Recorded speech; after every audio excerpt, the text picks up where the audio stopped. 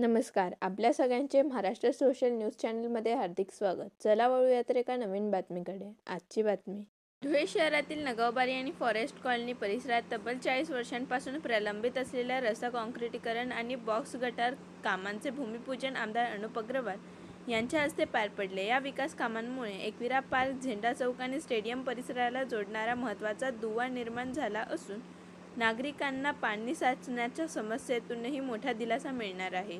धुळे शहराचा सर्वांगीण विकास हाच माझा संकल्प आहे, असे यावेळी आमदार अनुप अग्रवाल यांनी सांगितले. परंतु जे अनधिकृत आहे, जे पुढे आलेलं आहे फार, तेवढं आपल्याला काढावं लागेल, अन्यथा रस्ता फार छोटा होईल. तर माझी तुम्हाला सर्वांना विनंती असेल का तुम्ही त्या गोष्टीमध्ये आम्हाला सहकार्य कराल का? सर्वजण कराल का? कारण की एकच हा रस्ता बनणार, वारंवार बनणार नाही.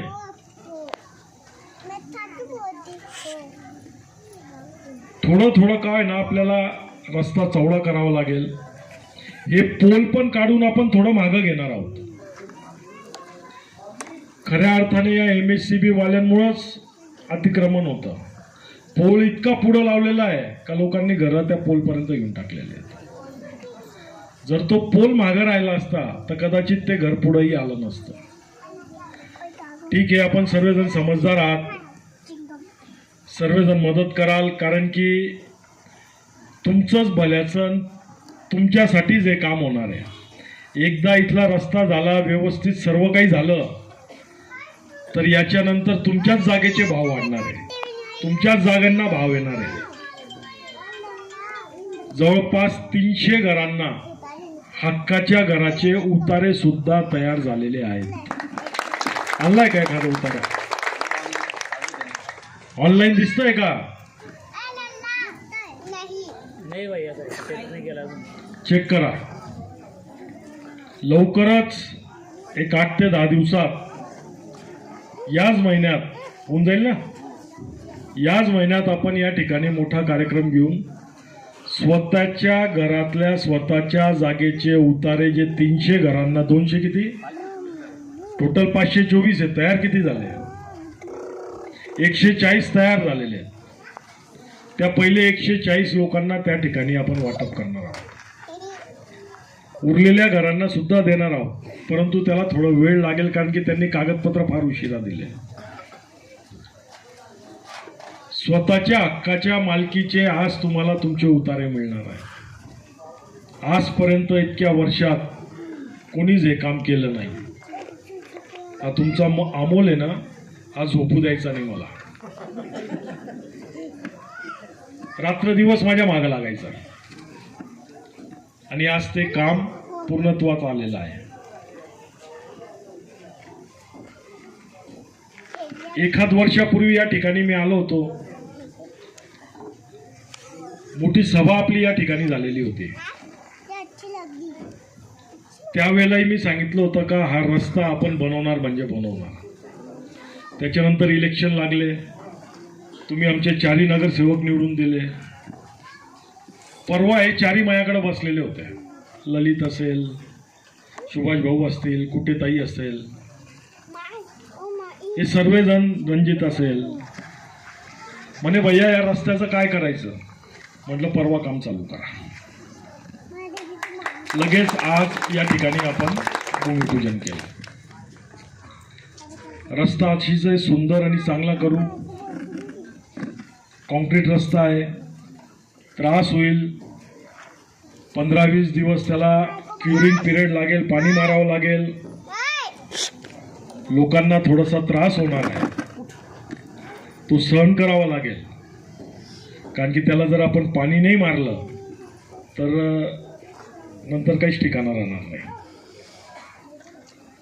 तर तुमची सर्वांची मानसिकता अतिक्रमण काढायची झालेली आहे. मग आपण गडरी झाल्यानंतर, कारण की गडरी करतानाच आपल्याला अतिक्रमण काढावं लागेल. जे थोडंफार असेल, जास्त काही आपल्याला लोकांचे घरं तोडायचे नाही, परंतु अतिक्रमण काढून त्या ठिकाणी आपण चांगला रस्ता, सुंदर रस्ता या भागात करणार आहोत. बाकी सर्व रस्ते झालेले आहेत. हा एक होऊन गेला म्हणजे सर्व नगावबारीचं काम पूर्णतः होईल. मध्ये तर इतका अंधार होता इथं का लाईटही नव्हते. होते का लाईट? लावून दिली होते ना. लाईट आल्याबरोबर तुम्हाला सांगितलं होतं लाईट लावतो. सर्व लाईट लावून दिले. जे काही आता गॅप आहेत, आता हा एक पोल तर दुसरा पोल कुठंच दिसतोय मला, तोही कमी करू आपण. धुळे शहरात आपण सर्वांगीण विकास करतोय. GTP स्टॉपला अतिशय सुंदर असे 2 गार्डन तुम्ही गावात जात असाल तर तुम्हाला दिसत असतील. सुलेखन गार्डन आणि सरस्वती गार्डन असे 2 गार्डन आपण त्या ठिकाणी तयार केलेले आहेत. खांब्यांना लाईट लावतोय.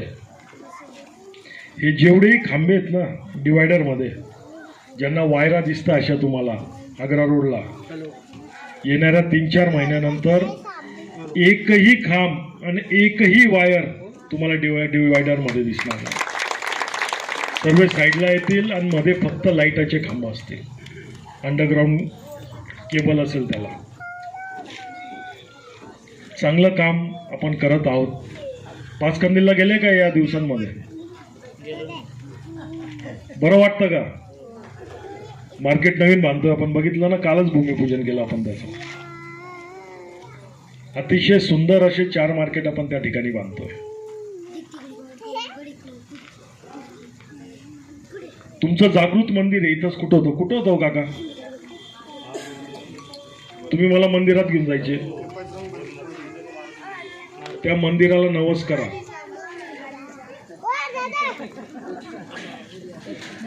का चालू कामांना आता कोणी ब्रेक लावणार नाही, विरोधक त्याच्यात पाय घालणार नाही.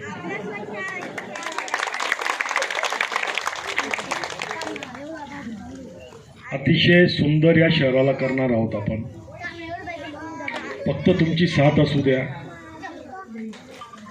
तुम्ही सर्वजण एकजुटीने राहा. उद्या सकाळपासून तुमचा सुशी नाला सुद्धा तोडण्याचं काम आपण चालू करतोय. सर्व अतिक्रमण गायब. नाला असा मोठा दिसेल. आज गटर दिसते ना, मोठा दिसेल नाला. उद्या सर्व JCP पोकलॅन सर्व त्या ठिकाणी असतील. पोलीस बंदोबस्तात सर्व नाला आपण स्वच्छ आणि सुंदर करतो. म्हणून सांगतोय नवस करा, नाही तर तिथेही टांग मारायला येतील.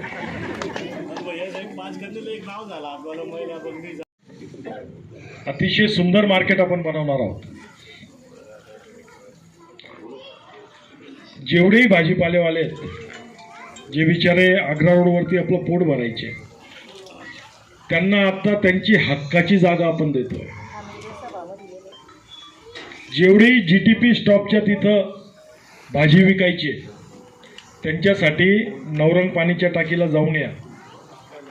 भाजी मार्केटचं काम सुरू केलेलं आहे. आणि AC मॉलचं काम आहे तिथं. AC मॉलमध्ये भाजी मार्केट असणार आहे. आणि जेही आपले बाहेर बसलेले होते भाजी विकायला, त्यांना सर्वांना त्या ठिकाणी दुकानं मी देणार आहे.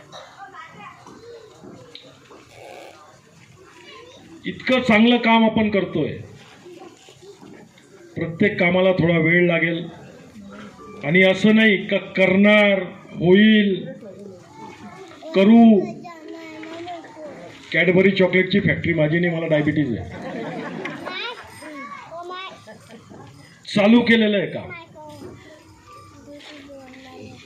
छत्रपतींचं काम चालू केलेलं आहे. 51 शक्तीपीठ चालू केलेलं आहे. पाचकंदील चालू केलेलं आहे. नवरंग पाणीची टाकी चालू केलेलं आहे.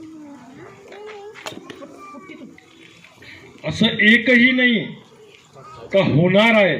सावतामाळी मार्केट जेव्हा धुळं किती होतं माहिती का तुम्हाला? जुनं धुळं, फक्त जुने धुळे आणि मोगलाई, ज्याला आता आपण छत्रपती संभाजी महाराज नगर नाव ठेवलंय, 2च होतं फक्त धुळ्यात. हे सर्व नंतर बसलेलं आहे.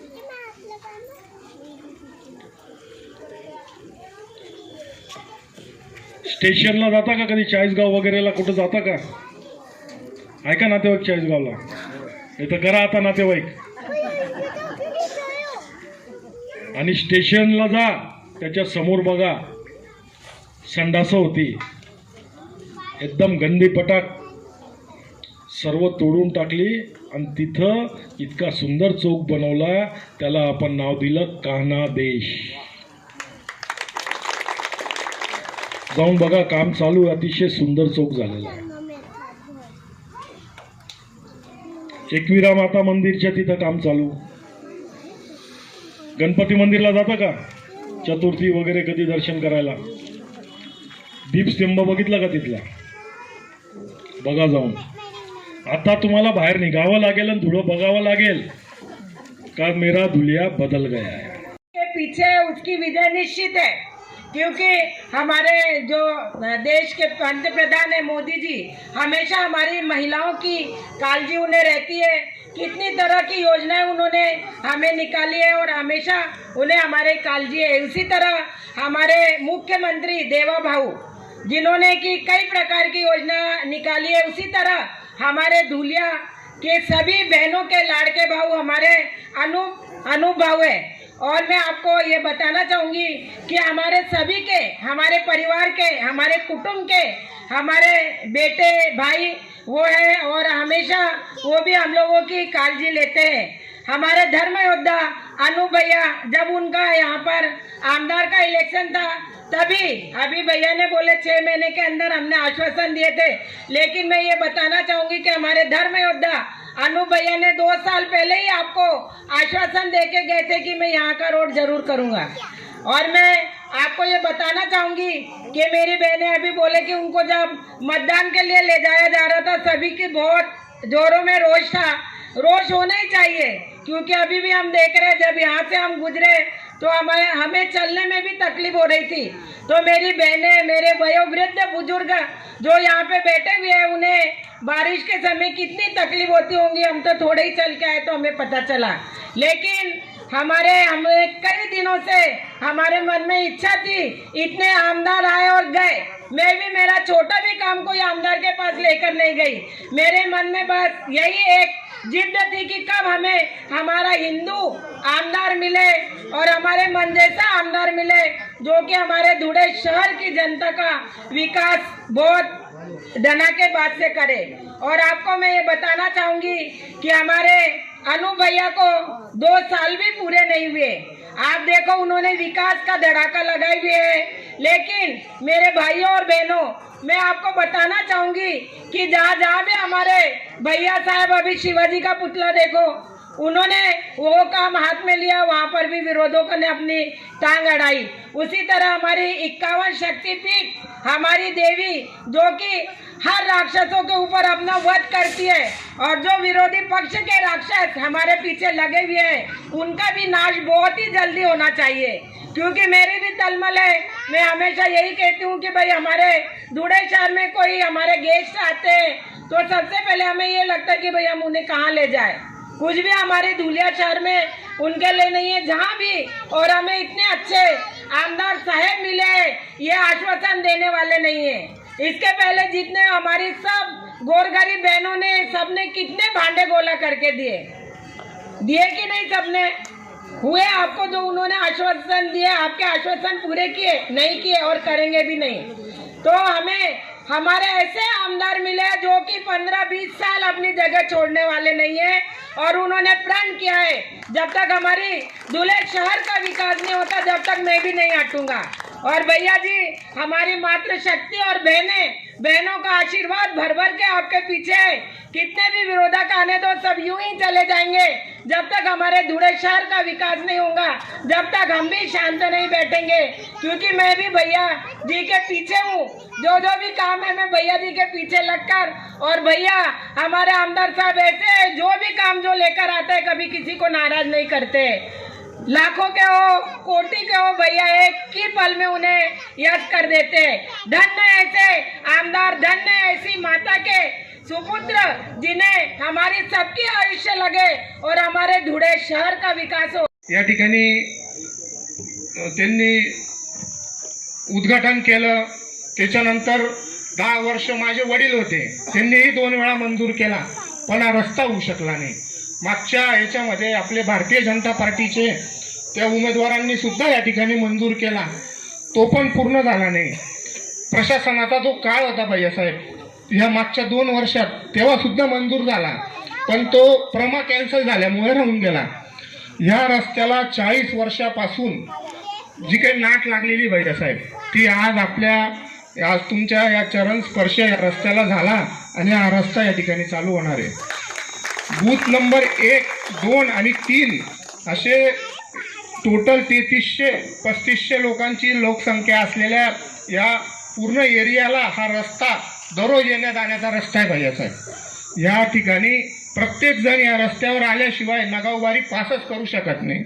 आणि सर्वात जास्ती हाल नगाववारीवरून जे पावसाचं पाणी येतं ते पाणी पूर्ण फॉरेस्ट कॉलनीत जातं, आणि त्या फॉरेस्ट कॉलनीत सगळे रस्ते आपण आत्ता नवे बनवले, सगळे रस्ते भैयासाहेबांनी नवीन बनवले. 3 रस्ते राहिलेले फॉरेस्ट कॉलनीचे सुद्धा, त्या रस्त्यांना आता हे पावसाचं पाणी पूर्ण उकळून टाकलं असतं त्यांनी, इतक्या मोठ्या प्रमाणावर ढाळल्या. तर या बॉक्स गटरच्या माध्यमातून हा जो निर्णय घेतला आपण नगावबारीच्या साईडनी बॉक्स गटर तयार करायचा, हा एकदम उत्तम निर्णय घेतला. त्याच्याने आपण डायरेक्ट नाल्यामध्ये पाणी सोडून देणार आहे. बाळासाहेब, इतका वाईटपणा होणार आहे हा रस्ता चालू असताना, विशेषतः गटर चालू होतानाच 40 फुटाचा हा रस्ता आहे. या माझ्या महिला भगिनी जेव्हा या ठिकाणी आल्या, प्रत्येकाच्या डोळ्यामध्ये पाणी होतं भैयासाहेब. आज सकाळी, आता संध्याकाळी जेव्हा कार्यक्रमाला आल्या, सगळ्यांच्या डोळ्यात पाणी होतं. येणारे जाणारे पाहुणे पै, खेड्यापेक्षा खेडं, अशी अतिशय नरकाची परिस्थिती. ज्या दिवशी पाणी येतं या सगळ्या गटारी पूर्ण या रस्त्याने वाहत असतात. आणि हा रस्ता जो आता बनतोय भैयासाहेब, हा इतक्या क्वालिटीचा, भैयांनी मला काल सगळं सांगितलं की इतक्या क्वालिटीचा बनणार आहे हा, की बॉक्स गटर झाल्यानंतर थोडा वेळ लागेल. आणि मी सगळ्या माय माऊलींना आणि माझ्या सर्व ज्येष्ठ श्रेष्ठ सर्वांना विनंती करून सांगतो की आपलं अतिक्रमण जातंय आणि आम्ही एवढी जागा सांभाळलेली आहे, ते काही कोणी अडचण आणू नका या ठिकाणी. कारण की रस्ता आपल्याला, ती गटार जर व्यवस्थित झाली नाही तर रस्ता अरुंद होईल. हा DP रस्ता आहे. या रस्त्यावरून आपण सैनिक कॉलनी, एकविरा पार्क, केशर पार्क, झेंडा चौक, स्टेडियम, पूर्ण टी ट्रॉफिक सुद्धा या ठिकाणाहून येणार आहे. हा कनेक्टिव्हिटीचा रस्ता आहे, त्यामुळे आपल्याला हा रस्ता मोठाच बनवावा लागेल. या ठिकाणाहून ट्रक, रेतीच्या डंपर वगैरे आता पण जातात, पण तो रस्ता बनल्यावर, ती गटर बनल्यावर तो एकदम कमी जर झाला, आपले लहान लहान मुलं या ठिकाणी खेळतात, रस्ता रुंदच राहायला पाहिजे. सगळ्यांना विनंती आहे की आपण सगळेजण सहकार्य कराल.